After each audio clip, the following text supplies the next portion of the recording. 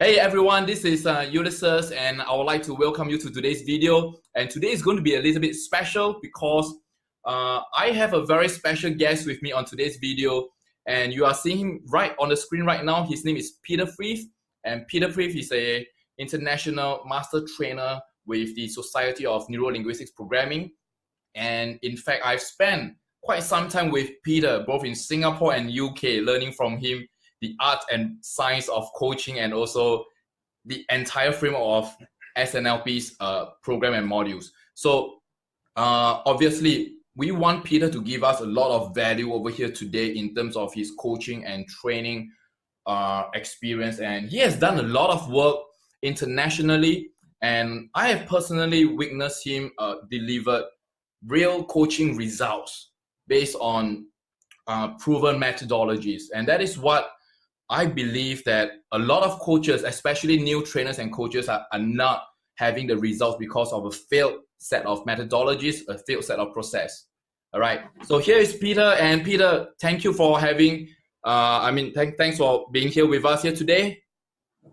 Yeah. Hi, Ulysses. Thanks. Nice to meet you. And, well, nice to meet everyone. Of course, we've spent a bit of time together, but nice to meet you all. Hello.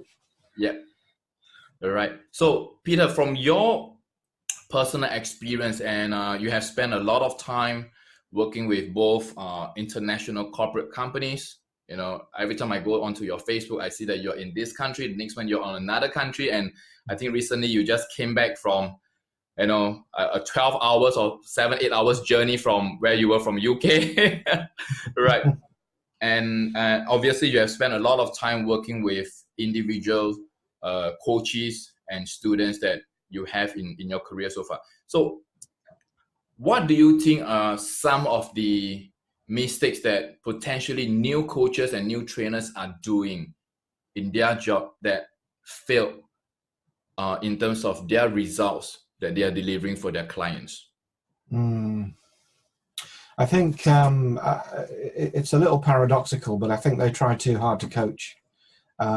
Because that's what they've learned. So they've been on some coaching training, they've got some coach certification, and I think they rely a lot on the actual coaching tools and coaching techniques. And you can spot these people at networking events because they're the ones trying to coach each other over a cup of coffee. So they try and coach everyone, and they come out the training thinking, "Oh, coaching is great; it's going to change the world. Everyone needs coaching." Yeah. Well, maybe, but not everybody wants it right now.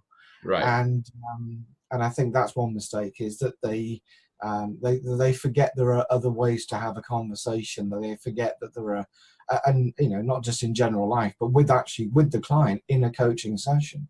It's not full on coaching questions for an hour. It's relentless. It's, you know, it puts the client under a bit of pressure, and because that gives them a tendency to want to fill that time with coaching.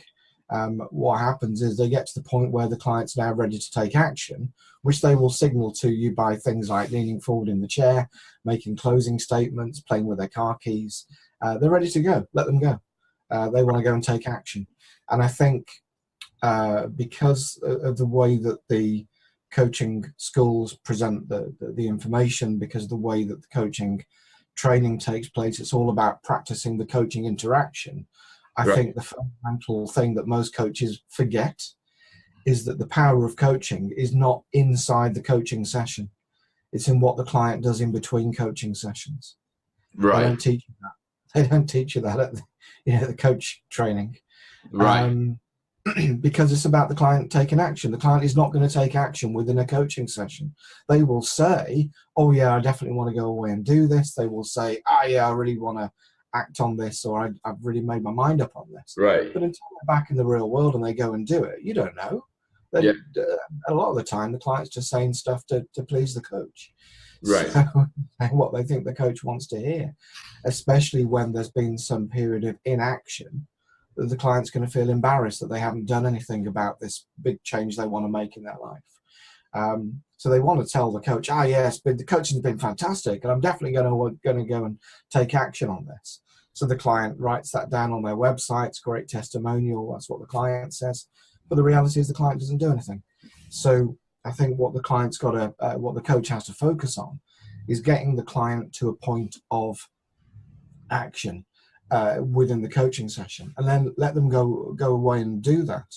And I know you talk in the coaching training, and people talk in coaching training about following up, regular coaching sessions, following up with the client on actions that they took. And if the client comes back and says, "Oh, I couldn't do that because I was too busy, and actually I changed my mind about doing that," and they basically come up with a load of excuses, it's very easy for the coach to buy those excuses. Say, Right. "Oh, well, never mind. I know life gets in the way," and and so on. And what they're not dealing with is the fundamental issue.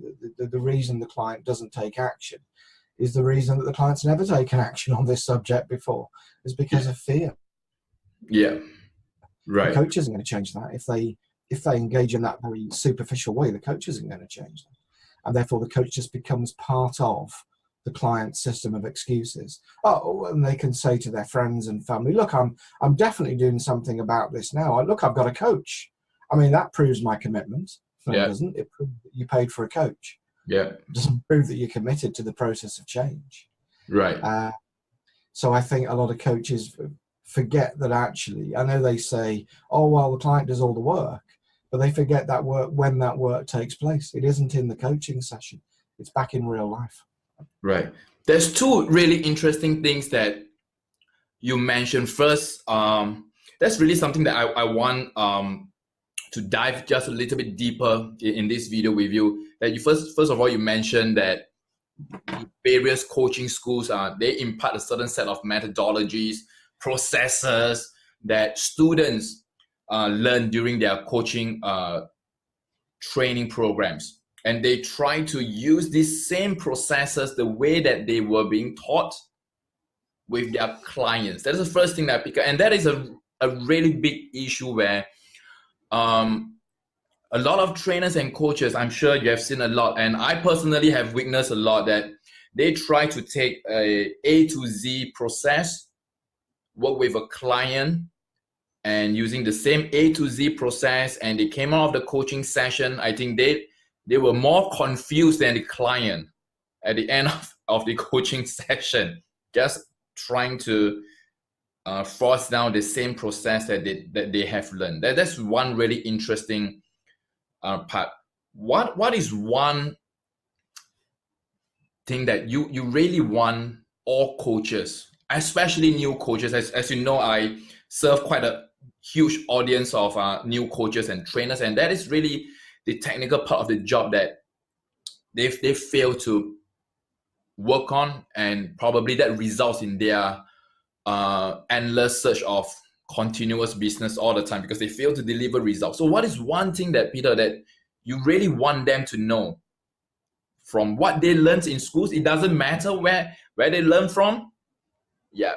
What is one thing that you really want them to take note of when using these processes, these methodologies that they learn from schools? I think that if the power in, so for example, in the ICF, they have a credentialing system to get certified or whatever it is as an ICF coach, and that then they think gives them a ticket to go in and get into corporate clients and so on. And I think the biggest problem is that, so for example, one of the ICF credentialing criteria is that the coach asks powerful questions, and that implies that the power is in the question, or the power is in the coaching methodology. And if it was, then you could just email client the question and you wouldn't have to see them. Right. Makes sense. So, the fact that the coaching interaction is going to happen somehow face-to-face, either physically face-to-face or via a video link or something, means that that relationship is doing something that the question can't do by itself, or that the methodology can't do by itself. Right. And that, we can talk philosophically about what that is and the relationship and the dynamic and so on. But I think fundamentally what it comes down to is that the coach will adapt the methodology to the client in a way that the methodology can't be adapted within the training, where everything's perfect and the trainer's demonstrations always work perfectly. And when you're coaching other coaches, they always do exactly what they're supposed to do because they're playing along in the training and they know that it's their turn next and they want you to help them. Yeah. So they don't behave the way that a real client behaves. So Right. I liken it to the scaffolding you put up when they build a new building, big apartment complex or office block or something. The first thing they do is they put scaffolding up, and they build within the framework of the scaffolding. And the scaffolding is the process. That's the methodology that you've learned. It's the grow model. It's whatever method that you've learned. But once we've built the building, we don't leave the scaffolding up. We take it down again. And there's Yeah. no clue when you look at the building. There's no clue as to what that scaffolding would have looked like. That's gone forever. Right. So when the coach learns a method, that's useful to give them a very basic way of guiding someone through a process of change. But it's a very generalized process. It's completely generalized. It applies to everyone, but no one in particular. Yeah. And so when you're sitting with a client, your job as the human being in that process, in that interaction, is to adapt that process, to think, okay, well, I've heard something that sounds like a goal, and the client's telling me what their current situation is. Now I'll ask them for options, and I don't understand why we're going around in circles.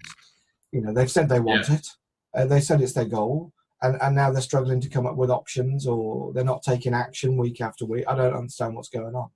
And so the confusion for a lot of clients is, why doesn't this client fit the process? Why don't they fit what I was taught on the training? Yeah. Because they weren't meant to. Yeah. The process was generalized from huge numbers of clients. It's a general process. It's like saying, how you travel from your house to my house. Well, you'll leave your house and then you'll take a journey, then you'll arrive at my house. Oh, okay, that sounds great. I get it. Well, you try and navigate with that. There's not enough detail. Yeah.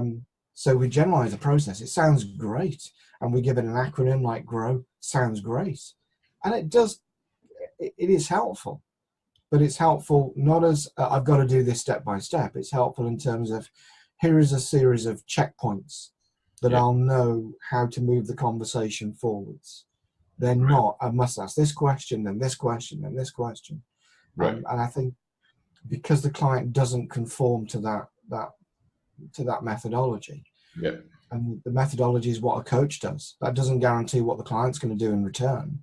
Right. So as coach, you can follow the method, but you have no idea what the client will do, and therefore you have to be adaptive and responsive to the client, and be prepared to leave that model or that method to one side if you need to. Which comes back to my earlier point that the coach is always trying to coach. I've got this coaching model, it's going to change the world. I've got to do it with everybody. That's not going to work in practice. Right. So a lot of new coaches, obviously, that brings to the second point, which is a lead on from the first part which I asked you about the processes that they learn from all these different coaching schools, certification institutes, so on and so forth. So in my personal opinion, I'm not sure about a lot of trainers and coaches out there. I may offend a lot of people when I'm going to say this, but anyway, I offend a lot of people every day, so I'm just going to say it. Is that certification institutes, coach schools, we all know that they give permission to their students with a piece of paper, with a set of methodology, so that they can go out and monetize this permission. So I would like to know, from your perspective, you have been doing this for a long time, dealing with all sorts of clients, and from your perspective, would it be necessary for a new coach, or let's say, for example, a person who has never been a coach before and now thinking of wanting to be a coach, do you think that he should spend his last dollar to invest in this permission from a certification institute or from a coaching school that we all know that there's a lot in the world? I think it's a good thing to do some training. I think it introduces some objectivity and rigor. There's a lot of people who think they're coaches because they're good at giving advice. And there's a lot of people who say, oh yeah, I've realized I've always been coaching. I've been coaching for years. I've been coaching people at work because I'm really good at telling them what to do. I'm really good at solving the problems. No, you're really, really not good at solving the problems. You're a great hindrance to them and a pain, and they just put up with you. You know, that is not absolutely not coaching. That's terrible.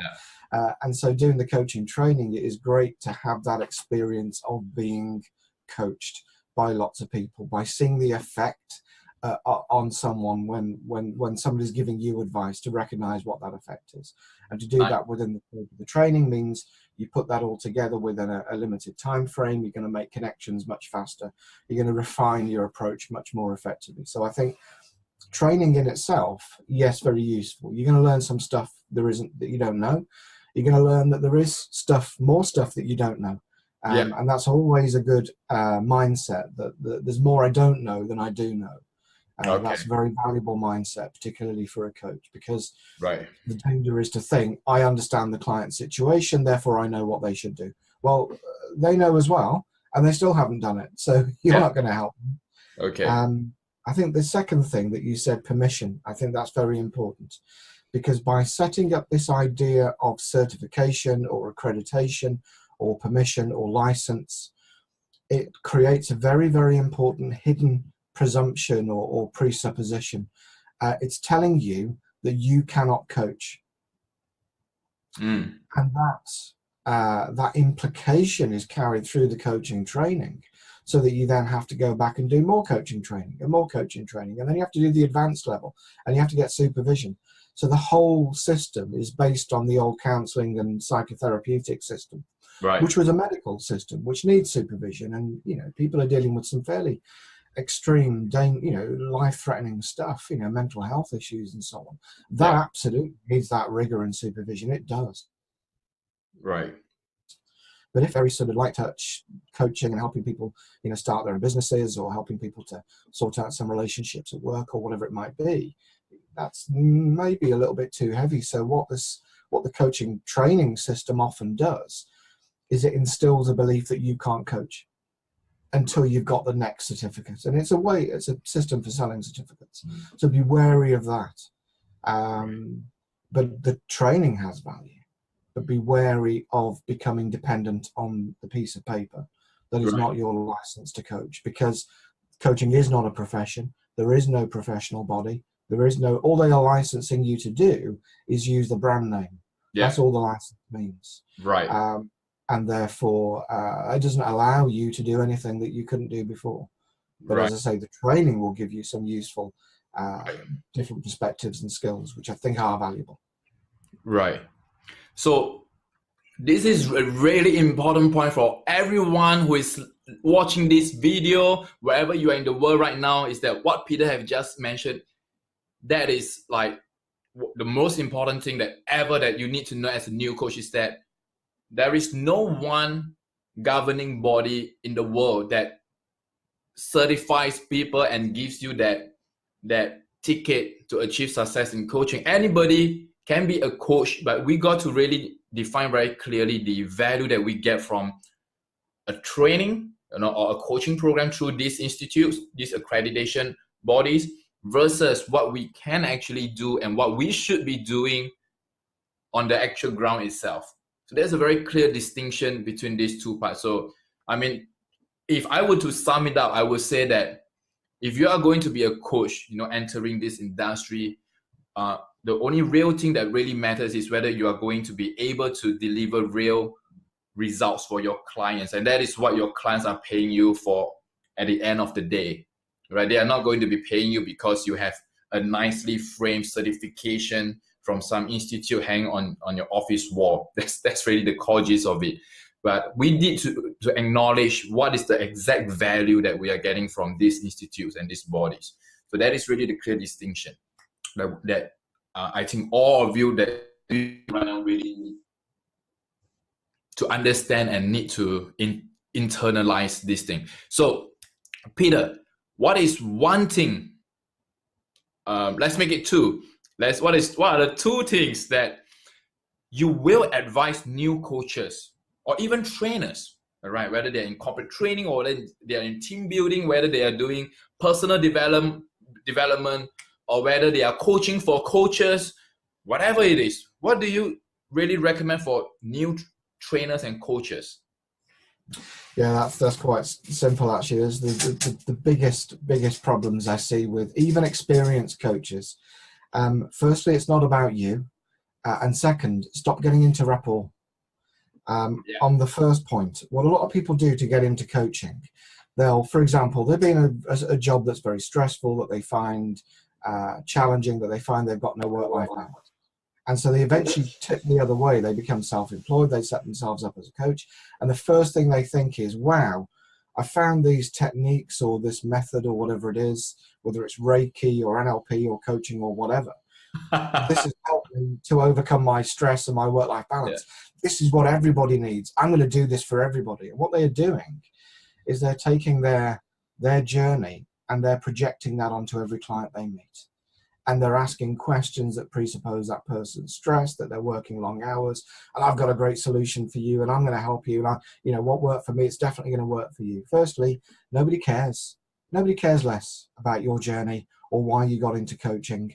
What they care about is, are you going to do this job for me that I want you to do? Yeah. Because selling any service, fundamentally, any service, whether it's coaching, training, being an electrician, a plumber, a carpet fitter, a builder, any service, the customer is buying it for one of two reasons. Either because they don't have the technical skills to deliver that job for themselves, or they don't have the time. And as a coach, it's a bit of both, because given time, time will solve every problem ultimately.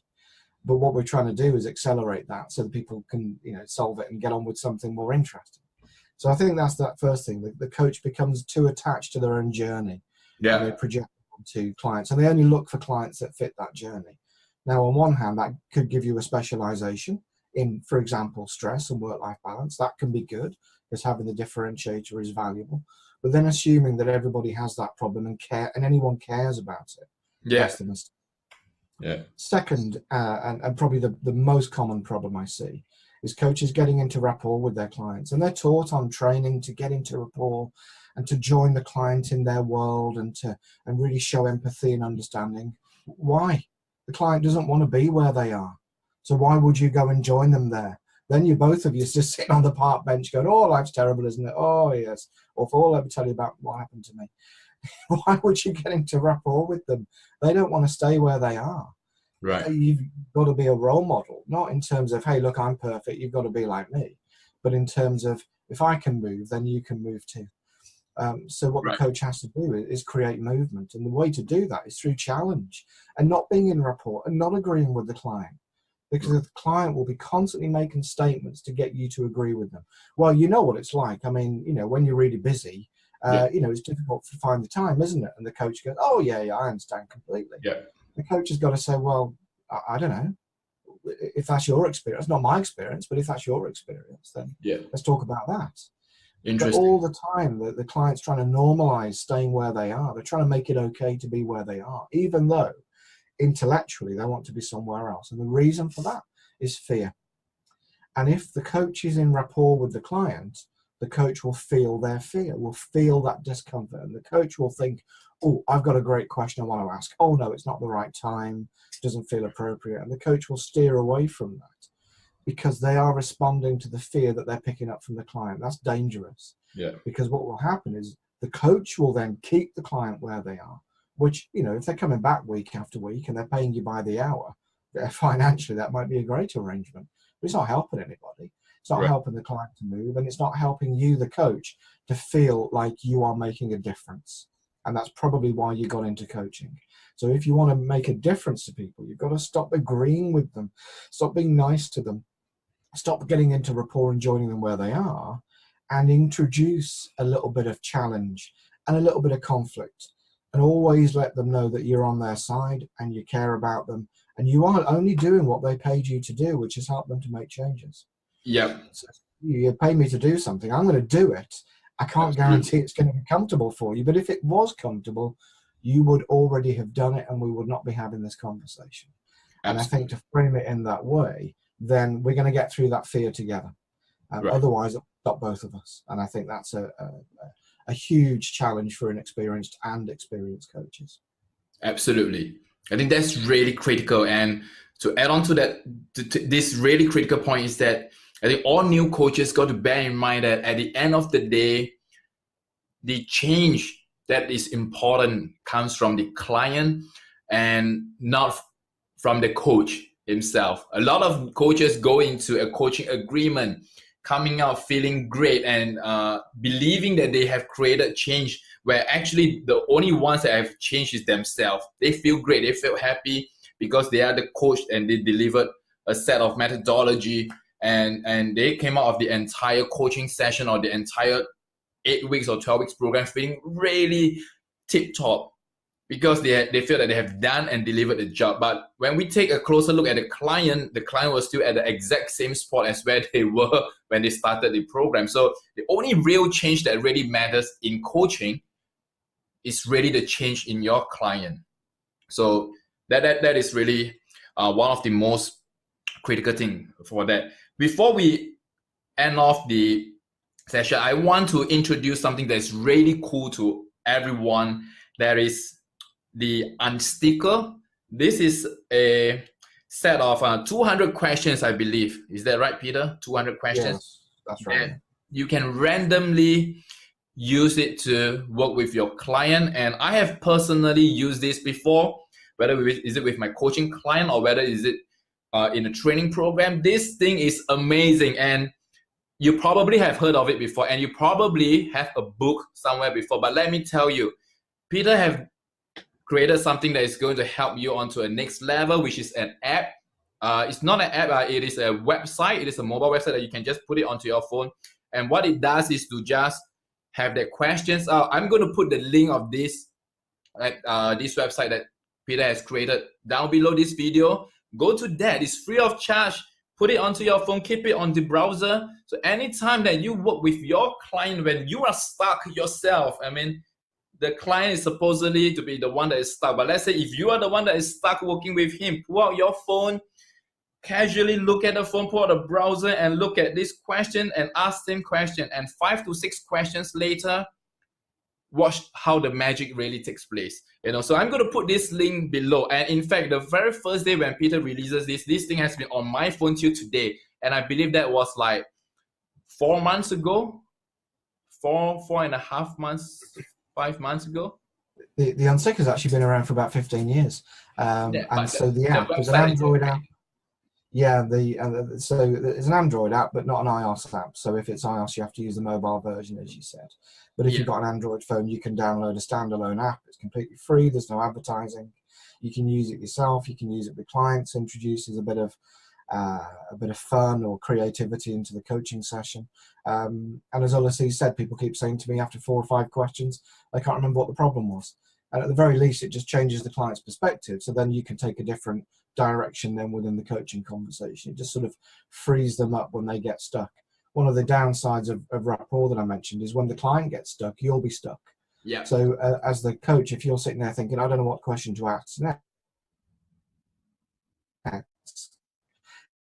next, it's probably because the client is feeling stuck.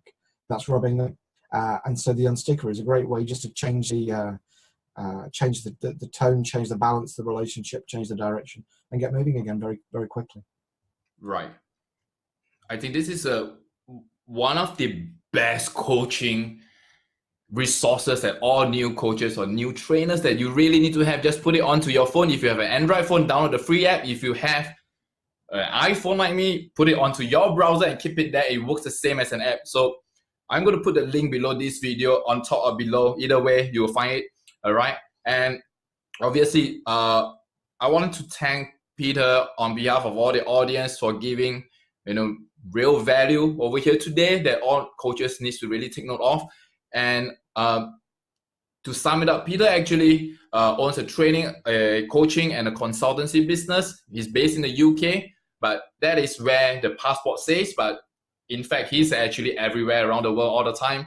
So I don't even know where I'm speaking to him right now. I believe he's in UK today. So his from a company, Genius. I'm going to put the link to your consultancy firm as well, Peter, on below this video. So if you need anything from Peter, go right to his website, go right to him, and he has a ton of resources on his website that he offers in terms of coaching, in terms of certification courses, in terms of the resources, and generally what you really need to know. So go to that resources page and pick out all the things that you think is going to be helpful to you.